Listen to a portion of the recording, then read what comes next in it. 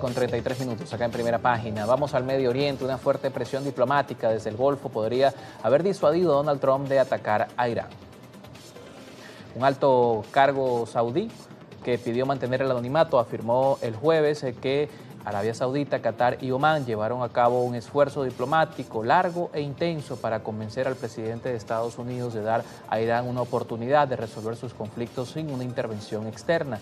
Asimismo, le advirtieron de las grandes repercusiones para la región en caso de producirse un ataque. La República Islámica se ha visto sacudida por protestas que comenzaron el 28 de diciembre debido al aumento del costo de la vida y que derivaron en un movimiento contra el régimen teocrático en el poder desde la revolución de 1979. Desde el inicio de las manifestaciones, Trump amenazó con una intervención militar en represalia por la represión ejercida por las autoridades. Sin embargo, el miércoles afirmó haber sido informado de que los disturbios habían terminado, advirtiendo que, en caso que le hubiesen mentido, estaría muy molesto. Las organizaciones de derechos humanos acusan a Irán de llevar a cabo una brutal represión que ha dejado al menos 3.000 fallecidos en un país donde el acceso a Internet permanece controlado desde hace una semana.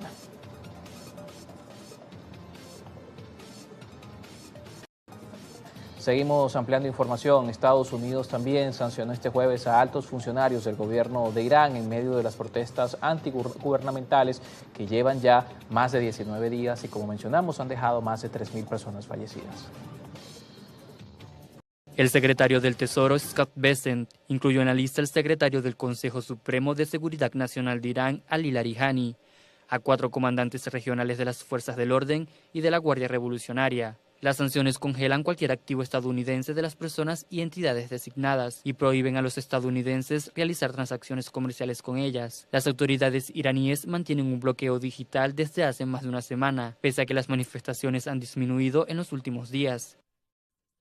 Vamos al continente europeo. Francia enviará más medios terrestres, aéreos y marítimos a Groenlandia en los próximos días. Así lo anunció el jueves el presidente Emmanuel Macron. La decisión surge ante la amenaza de Estados Unidos de anexionar este territorio autónomo de Dinamarca, alegando motivos de seguridad nacional. Además de Francia, otros países europeos como Alemania, Suecia y Noruega enviarán soldados a la región ártica en el marco de una misión militar europea de apoyo a Dinamarca.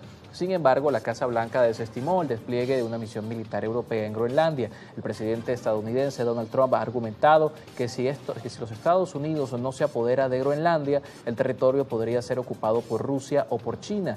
Washington ha declarado que analiza la posibilidad de comprar la isla sin descartar una intervención militar en caso de ser necesario.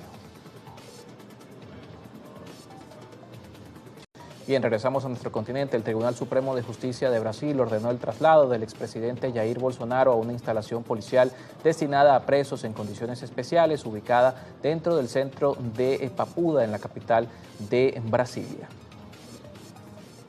Bolsonaro fue trasladado desde la sede de la Policía Federal, donde cumplía su condena en una celda especialmente adaptada para el exmandatario, a la sede del Batallón 19 de la Policía Militarizada de Brasilia. El juez Alexandre de Moraes ordenó que el exmandatario de 70 años de edad tenga asistencia médica plena a las 24 horas del día, de médicos privados previamente registrados sin necesidad de notificación previa. Según el fallo judicial, Bolsonaro recibirá comidas especiales diariamente y su equipo de defensa deberá indicar el nombre de la persona encargada. Bolsonaro cumple una condena de 27 años y 3 meses por intento de golpe de Estado tras el triunfo electoral de Luis Ignacio Lula da Silva en la elección presidencial de 2022. Bien, en otras informaciones de la región, el Mercosur y la Unión Europea sellarán el sábado en Asunción el histórico acuerdo de libre comercio tras 25 años de negociaciones. Sin embargo, la ceremonia estará marcada por la llamativa ausencia del presidente de Brasil, Luis Ignacio Lula da Silva, quien fue uno de los principales impulsores de este pacto. Pese a haber calificado el acuerdo como un día histórico para el multilateralismo, Lula no viajará a la capital paraguaya.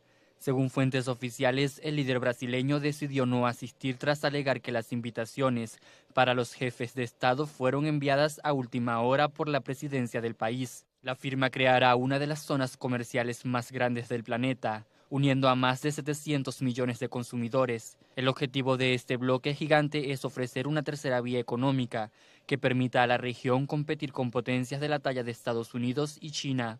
Se espera que en Asunción coincidan el presidente argentino Javier Milei, el uruguayo Yamandu Orsi y el anfitrión Santiago Peña.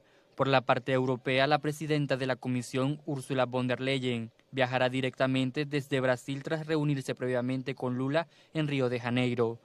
El tratado llega entre fuertes tensiones con agricultores europeos, empresas industriales de Argentina y Brasil preocupados por la competencia. A pesar de estas resistencias, el texto final ya cuenta con el visto bueno de Bruselas para entrar en vigencia. En Estados Unidos, el presidente Donald Trump amenazó este jueves con desplegar tropas federales en Minnesota, invocando la ley de insurrección si las autoridades locales no protegen a los agentes de migración, quienes han disparado sus armas 2 veces esta última semana. El republicano acusó a los políticos del estado de corruptos por no detener a quienes protestan contra los agentes del ICE y advirtió que no dudará en usar la fuerza militar federal para defender a los oficiales frente a las manifestaciones, de lo que califica como provocadores profesionales. Esta amenaza surge luego de que el estado de Minnesota demandara al gobierno federal para intentar frenar la operación Metro Surge, ordenada para intensificar las redadas contra migrantes en el país. Aunque el Estado pidió declarar inconstitucionales estos operativos, una jueza rechazó detenerlos de inmediato y solicitó más pruebas para tomar una decisión. El clima se volvió crítico tras confirmarse que agentes federales dispararon sus armas 2 veces en 7 días. El miércoles un venezolano resultó herido de bala en una pierna tras un altercado, un hecho que ocurre a solo una semana de que otra redada terminó con la muerte de una ciudadana estadounidense.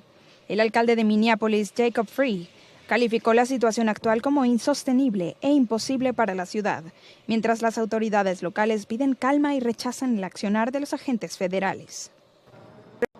Vamos nuevamente a revisar información sobre el Medio Oriente. Pese a las diferencias entre Israel y Hamas, entra en vigor la segunda fase del plan de paz para Gaza, impulsado por Estados Unidos, la cual busca iniciar la reconstrucción y establecer un nuevo gobierno técnico en medio de una tregua que sigue siendo frágil. El control diario de la franja pasará a manos de un comité de 15 expertos palestinos supervisados internacionalmente. Sin embargo, el conflicto de fondo persiste, ya que Israel exige el desarme total como condición innegociable, mientras que Hamas se niega a entregar las armas sin garantías claras sobre la retirada total de las tropas israelíes. Aunque se habla de paz, la violencia no se detiene en el terreno. Este jueves, ataques aéreos israelíes dejaron 8 fallecidos en distintos puntos de Gaza.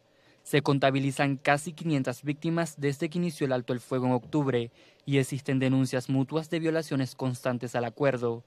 La ONU califica la situación actual de inhumana y urge a acelerar la ayuda, con más de 60 millones de toneladas de escombros acumulados y barrios enteros desaparecidos. Los organismos internacionales estiman que la reconstrucción de la zona devastada costará unos 52.000 millones de dólares. El saldo total trastorna los 71.000 decesos. Mientras tanto, Washington advierte que el incumplimiento de los compromisos de esta nueva etapa, incluida la devolución de los restos del último rehén israelí, traerá graves consecuencias para los implicados. Bien, en otras informaciones, Rusia anunció este jueves la expulsión de un diplomático británico a quien acusa de pertenecer a los servicios secretos del Reino Unido. Según el Servicio Federal de Seguridad, se trata de Gareth Samuel Davis, quien se desempeñaba en Moscú como segundo secretario de la Embajada Británica. El Ministerio de Relaciones Exteriores ruso otorgó al funcionario un plazo de 2 semanas para abandonar el país tras las acusaciones de espionaje. Tras el anuncio, el portavoz del Ministerio de Relaciones Exteriores británico manifestó en un comunicado que no es la primera vez que el Kremlin formula acusaciones malintencionadas e infundadas contra su personal y añadió que Londres está estudiando detenidamente qué respuesta darán. Esta expulsión ocurre en un contexto de máxima tensión entre Rusia y los países de Occidente, agravada por el conflicto en Ucrania.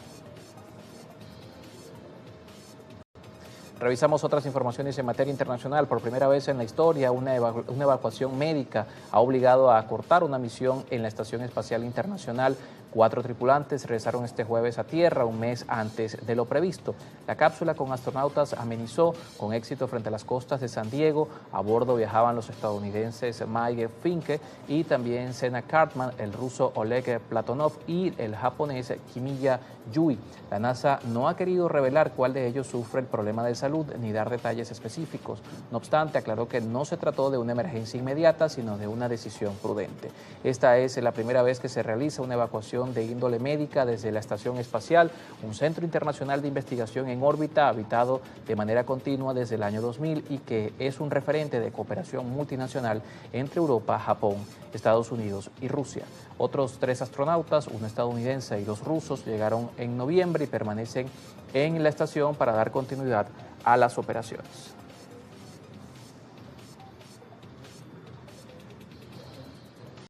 En informaciones de la región, este jueves 15 de enero, Cuba recibió los restos mortales de los 32 combatientes caídos en la defensa del presidente de la República, Nicolás Maduro, y la primera dama, Cilia Flores, durante el ataque militar ejecutado por Estados Unidos en el territorio venezolano. Tras su llegada desde Caracas, la caravana fúnebre recorrió la avenida Rancho Boyeros, escoltada por una multitud que, entre consignas, agradeció su sacrificio frente a la agresión externa y en protección del presidente Nicolás Maduro y la soberanía venezolana. Los restos fueron trasladados a la sede del Ministerio de las Fuerzas Armadas Revolucionarias. Allí, un batallón de ceremonia portó los féretros hasta el Salón de Honor, donde cada armón fue custodiado por la fotografía de los fallecidos, quienes han sido ascendidos póstumamente. Autoridades del Ministerio del Interior de Cuba, las Fuerzas Armadas Revolucionarias y organizaciones de masas encabezaron la Guardia de Honor y transmitieron un mensaje. Cuba no los recibe con resignación, sino como una luz que refuerza el compromiso internacionalista frente a las amenazas de la administración Trump. A esta hora, 6 de la mañana con 44 minutos, nos toca hacer una nueva pausa en Primera Página y al regreso inicia nuestro segmento de entrevistas con Luciana Peña Font, que estará conversando con Eduardo Centey, dirigente político